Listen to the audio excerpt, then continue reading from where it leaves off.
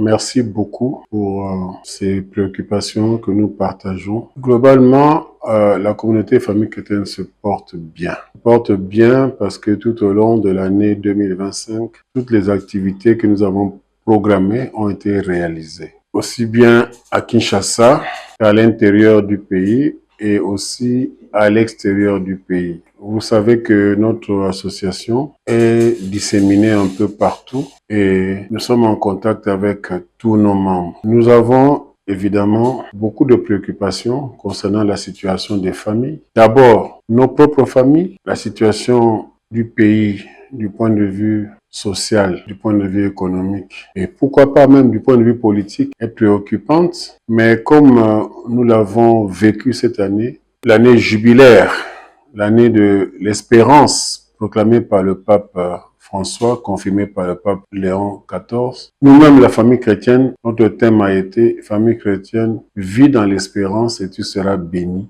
Nous avons vécu et nous vivons toutes ces situations-là dans l'espérance en nous disant que le bien aura toujours le dernier mot et que notre Dieu reste le maître de l'impossible. C'est dans ce même cadre que nous sommes très préoccupés par la situation de nos frères et sœurs à Goma, à Bukavu, à Uvira et aux environs. Ils souffrent plus que nous. Parce qu'en plus, il y a l'angoisse du lendemain, il y a la précarité de la situation qui peut basculer à tout moment. Mais dans nos contacts avec eux, nous continuons à les inciter à l'espérance, à l'assurance que Dieu ne peut jamais les abandonner. Voilà pourquoi nous pensons que de toutes les manières, il y aura une solution parce que Dieu reste le maître de l'histoire de ce pays. Voilà, donc à nos frères et sœurs de là-bas, nous disons, nous ne vous abandonnons pas. Nous prions pour vous chaque jour et nous gardons le contact avec vous en union de prière parce que le même Dieu est vivant et pour vous et pour nous.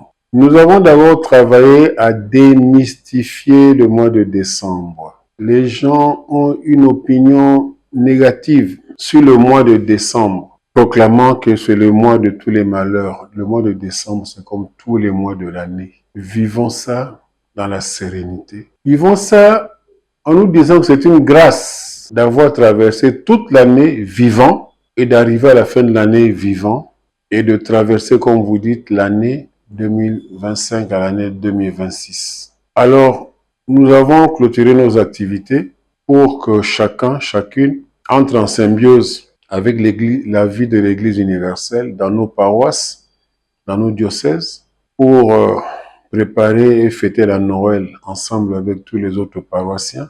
Et comme vous le savez, depuis maintenant, je sais pas, une trentaine d'années, la nuit du 31 décembre, la famille chrétienne la passe toujours en prière. Nous aurons donc notre veillée du 31 décembre, d'ailleurs un peu partout dans la communauté, pour que l'année 2026 nous trouve dans la prière et surtout dans l'Eucharistie du matin du 1er janvier. Nous avons été fortement marqués par cette année de l'espérance parce que nous avons eu l'audace de regarder l'extérieur du pays du point de vue de la famille chrétienne.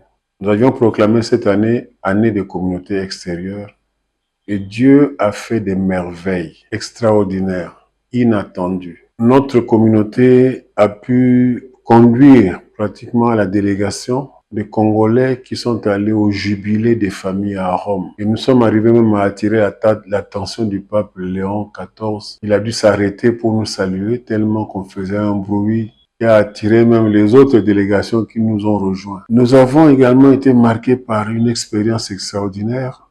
Une délégation de haut niveau est allée en Afrique du Sud participer à une campagne d'évangélisation de la communauté famille chrétienne. Nous avons pu entrer pour la première fois dans un contact personnel avec tous les membres des communautés extérieures de la communauté famille chrétienne, en présentiel pour les responsables de ce secteur, Europe, États-Unis, Canada, j'ai cité l'Afrique du Sud, l'Angola, et ça a renforcé notre unité et ça nous a assuré que Dieu est présent dans cette œuvre. Parce que nous avons commencé l'année en prenant un risque terrible. Nous avons traversé le fleuve. Délégation de 120 personnes. On a traversé le fleuve dans des canaux pour aller au Congo-Brazza. On a mobilisé tout un avion plein à l'aller comme au retour. dans l'assurance que rien ne va nous arriver et rien n'est arrivé. Il faut y croire, il faut marcher dans la foi. Et cela a attiré notre attention sur l'importance de consolider maintenant le travail qui a été fait en interne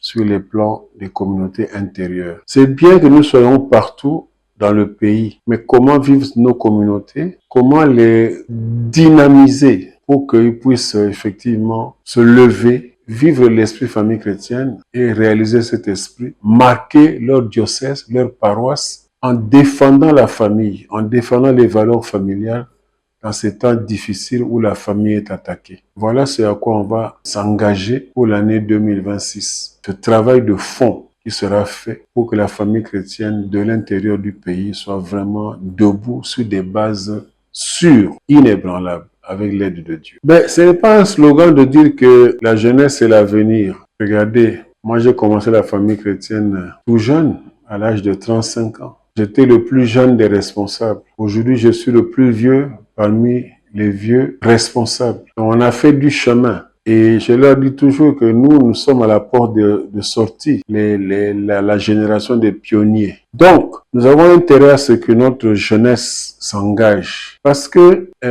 c'est comme dans toute famille. S'il n'y a pas un renouvellement à travers les enfants, à travers les jeunes, la famille disparaît. L'œuvre de Dieu ne peut pas disparaître. C'est pourquoi nous investissons beaucoup dans la jeunesse de la famille chrétienne. Et c'est comme ça que depuis quelques années, on les a libérés en faisant de leur mouvement un mouvement à part appelé jeunesse de la famille chrétienne. Mais nous continuons à les encadrer. Nous continuons à les aider à prendre conscience de leurs responsabilités. Et ils se comportent bien.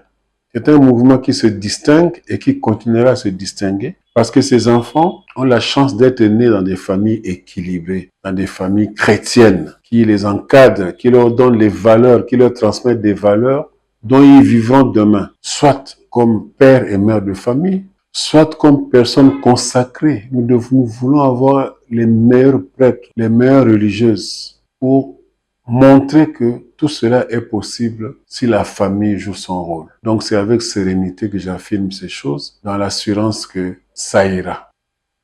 C'est d'abord un message de remerciement. Je dois vous dire clairement, nos aumôniers sont à l'avant-garde de la relation entre prêtres et laïcs dans l'Église de demain. L'Église issue du Concile Vatican II n'est plus une Église hiérarchique, c'est une Église communion. Et maintenant, avec le pape François, confirmé par le pape Léon XIV, nous sommes dans une Église qui se veut synodale, c'est-à-dire on chemine ensemble. Et les laïcs prendront de plus en plus une place considérable dans cette Église parce que nous sommes tous l'Église et nous portons notre charge. Nous devons prendre notre part. Et nos aumôniers comprennent cela. Au lieu de se mettre dans une position de domination, ils sont dans une position d'accompagnement. Parce que la famille chrétienne est un mouvement créé et dirigé par des laïcs. Et ça se passe très bien, très bien. Et c'est pourquoi je les remercie, je les félicite. Je remercie aussi les aumôniers qui chaque année prennent leur temps au mois d'août pour venir recevoir une formation spécialisée pour jouer ce rôle-là, et ça se passe très bien aussi. Donc voilà un peu comment je vois les choses. Et aux uns et aux autres, à tous les membres, je ne peux que souhaiter une très bonne fin d'année 2025 et une sainte et heureuse année 2026. Beaucoup de bonheur de la part de notre Dieu.